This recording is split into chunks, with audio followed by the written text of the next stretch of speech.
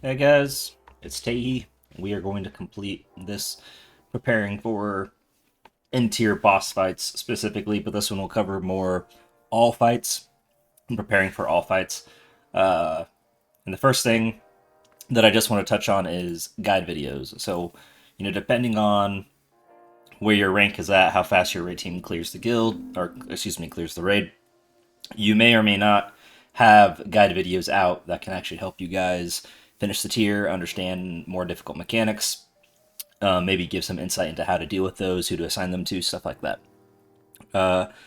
But there's obviously like good and bad sides of guide videos. So I'm going to preface this with I'm not trying to flame anyone. Obviously, anyone that's making any sort of useful content is trying to do God's work and is trying to really just help people understand uh, the rate tier and try to complete it as smoothly as possible. So please just take it for that. But first, let's talk about like the benefit of guide videos. So they hopefully tell you what the mechanics do. As years have gone by, I've been rating basically every single tier minus one for 9 years now, and they've definitely gotten better. As Fat Boss channel kind of died out, there was this huge void to fill of helping people prepare for boss fights, especially if you weren't in that top 100, top 200 category of raid team. So now there's plenty of people who make videos.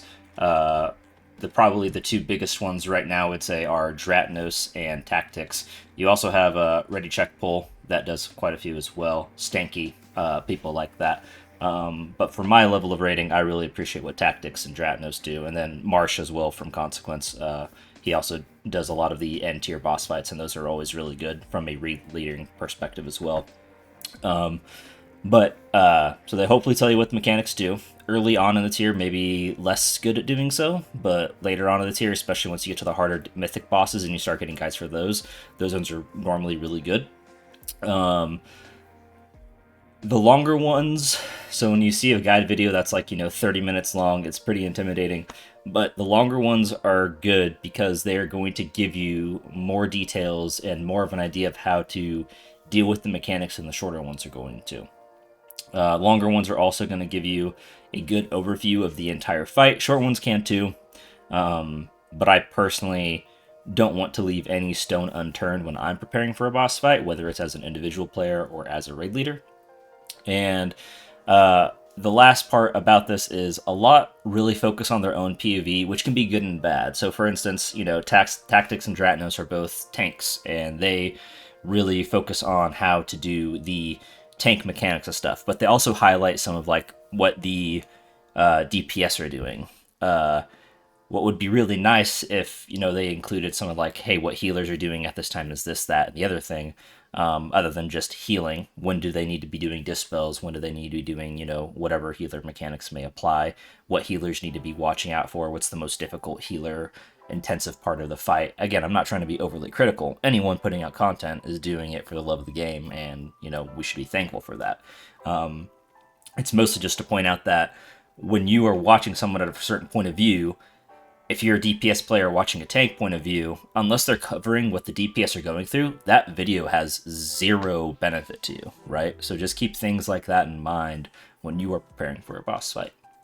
There's also some downsides to guide videos, though. When the raid really just comes out at the beginning, there can potentially be a lot of disorganization with like who's doing individual mechanics. So just as an example, let's take the heroic Gallywix bombs that have to get deposited in the consoles. Unless, if you're a pug just throwing it together, maybe you aren't assigning, or maybe there's miscommunication of who is assigned to do what bomb when, versus when you're in an organized raid team, and I'm talking mainly like the first, 1, 2, 3, 4 weeks maybe. It's pretty clear that you've assigned, that mage or that demon hunter or whatever to go run that bomb to that position.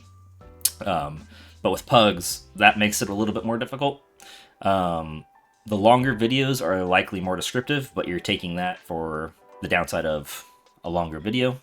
So if you have a shorter attention span, I would recommend like watching it in like 5-minute installments, something along those lines, to kind of grasp everything.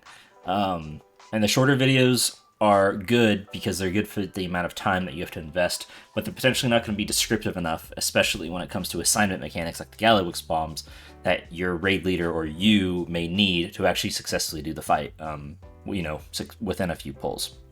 Obviously, Mythic is its own beast. Mythic bosses can take up to hundreds of pulls at times, right? So that's in its own category.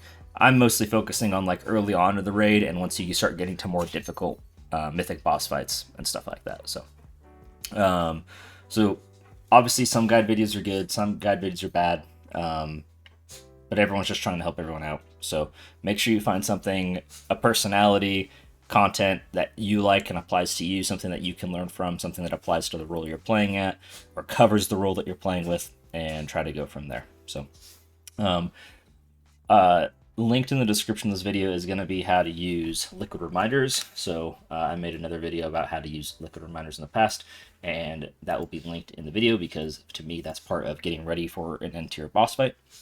But what I want to cover now is talking about your weak auras and making sure your weak aura is in a good position. So, I've talked a lot about the liquid weak aura pack, and then they also have this liquid anchors pack. So instead of going to every single individual boss and going to Vexing the Gurgrounder's bars and then moving this around, I don't have to do that. I can just go to the actual anchors, go to bars, and it'll move the bars around for all 8 bosses of that rate tier. So this is a really helpful thing. If you don't have anchors, they are incredibly helpful so that you don't have to move things around like crazy. But what I really want to focus on is looking at all of your weak auras that you have that will pop up, especially when you're in raid combat, and figuring out like how they can be put in a way so that it can be helpful to you. So I'm going to open up a lot of these right now so that we can see everything that I have going on during a boss fight, the Myth Plus will go. So this may seem like a metric crap ton, but to me it's really not. I know where my weak auras are and where they aren't. So we can get rid of a lot of these and really just focus on, like, I know where, my health bar and the target bar and stuff like that. So if you aren't, you should probably be keeping things like this on. This is the Atrocity weak aura pack, which has a metric crap ton of stuff. So but let's focus on just the raid stuff for right now. So this is, just about everything. A lot of the things that in the center right now are mostly tank things, which do not really apply to the role that I play in the raid. So getting rid of all of that is just going to show me these, which are the ones that apply to DPS players specifically. So if you're a tank, you may need to add some of those other things. There's also still some tank ones showing up down here. But the whole point of setting up your weak auras correctly is 2 things I want to touch on. The first thing is you need to make sure your weak auras are in a spot that you're going to see them. If I go and just, for fun's sake, I have my bars here, and I go and I put them in the top left-hand corner, top right-hand corner, one of these corners, and it's telling me I need to spread, I'm probably not going to see that, right? So putting it, for me personally, in an area that I'm never going to look to, especially in combat, makes no sense to me. So I want to make sure I'm putting it in a spot that it's going to be, not blocking my view from seeing any mechanics, but also in a spot where I can see it and still know what's going on and get the information that I need of it telling me I need a spread or a frontal's coming out or whatever it might be. That's, to me, what I think the biggest mistake most players make is weak auras are here to help you. They're not here to hinder your gameplay, but it's up to you to decide where they go so that they can actually help you, right? Now that might seem super, super obvious, but with my rating history, there's been plenty of players that I've raided with who are like, oh, I just don't see that weak aura popping up. When it's, you put it way in the top right-hand corner or something. Of course you're not going to see it. So it's up to you to put yourself in a successful position so that you can be able to see it. The only thing that I personally do, and I move this over here for now because I have something in my UI that I'm personally working with. Sometimes I have my raid frames down here, sometimes I have them over here that I'm trying to figure out. Historically, these are down here for me, so I can see what dots or whatever I have. And then this list, I've always put my list as a raid leader in the top left-hand corner. ever since I don't even know what boss fight where you really needed lists to figure it out. Like Queen Ashara was a big one where you need to track how many debuffs that people had from the runes and stuff like that. So I personally always put that up here.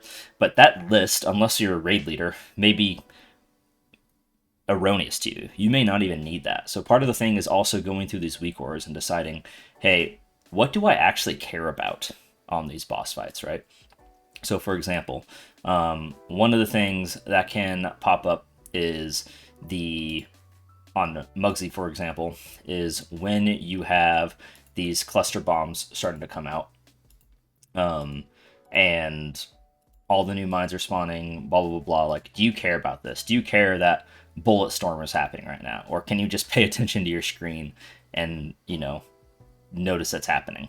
So that's probably, like, for me, Bullet Storm, and, a lot of these other ones, like, hey, I don't need a weak aura to tell me that's coming out. But there are going to be ones where you probably do want weak auras to tell you that they're coming out. So, when you're trying to keep track as a raid leader, like, hey, what are the berserk stacks of the boss at? Are we on time? Stuff like that. That's more so not in the moment, but like when you go back and review your own gameplay so you can figure it out. This can't soak the goblin rocket. That's probably one you're going to want to have because you're going to die if you don't. But there's also some ones where maybe you just don't even need, like noting Frost Shatter boots got cleared. Okay, that's good, but it's only like if you're not moving weirdly anymore with Frost Shatter boots, then that's kind of irrelevant. The Bullet Storm direction, whether you did it in heroic or mythic, it always goes left, right, left. So, after a few pulls, you probably shouldn't need a reminder what direction the boss is going, unless you just need that. But meanwhile, you have some like bait mines that's good for everyone to always have, even later in the tier, so that they're always knowing like, okay, I have to get in and start baiting mines and stuff like that. So there's definitely ones that are useful. There's definitely ones that are not useful, like, unless you're a healer or something like that. These two are probably, it's just the dot that happens every time he flips from one side to the other, are probably not something you really need to track. It's good for you to track as a DPS player, so like the damage intake that's coming out right now. But outside of that, probably not super necessary. The biggest one I want to highlight, though, is the Searing Shrapnel one. So this is the dot that gets left behind after you pop every single mine, along with like how much of the Healing Absorb you still have left. So this should be able to tell you as a player, by putting this in a good position, okay, I have this Healing Absorb on me, and it's a ticking Healing Absorb as well, so it's doing damage to your actual health bar, even though you cannot be healed until they break that Healing Absorb. That you have this big of a Healing Absorb left, and once you start getting into understanding how your tank is popping these mines, you can decide, oh, I need to be using a Hellstone Health Pot as soon as before he pops the next mine, or as soon as he pops the next mine, because I'm going to be in real trouble here. Things like that are super important to be putting in a spot on your screen so you know how to be dealing with them. And the whole point that I want to make with this is, if it doesn't influence your gameplay at all, then it's not meaningful to you, and you can either get rid of it, or you need to be putting it in a spot so that it can allow you to help you be making decisions well. That's the main thing that I want you to take away from this. It has to be able, if it's not, the only way it's useful is if it influences playing decisions. Playing decisions include Hellstone Health Pot, using personal, positioning, baiting, things like that, right? So that's what I want to touch on with weak auras, and then making sure you're getting rid of weak auras that you do not use. So this video is shorter than the rest, thank goodness. Hopefully still some good content people can take and learn from it. There is an episode of the Podyssey that was actually super, super good at talking about a lot of the stuff that I brought up, especially talking about the whole using weak auras when they are and are not useful for you type of situation. It is episode 9 of the Podyssey. I'll link it in the description to the timestamp that I personally think is good. And they talk a lot about how to just get better at the game, what to do, what not to do, and a lot of things that I've covered. So where this series will go from here is I have decided I'm going to be making a Race to World Last boss guide videos that are hopefully going to be shorter than the videos that are out there right now, but also full of the content that are needed to kill these boss fights in the next, what, 3-4 weeks, whatever time we have left, if your guild is still after Cutting Edge.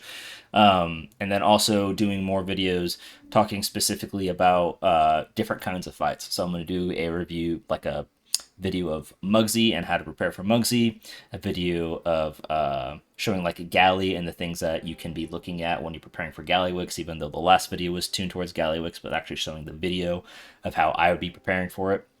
And then also some little different boss fights that sometimes we get every tier, sometimes we don't get every tier. So that fight like Kaiveza, where it was all about survival, positioning, understanding, knowing how to use your Healthstone health pots, your walls, and just overall being super survivable, and the things you need to be looking at when you're doing a fight like that and preparing for a fight like that.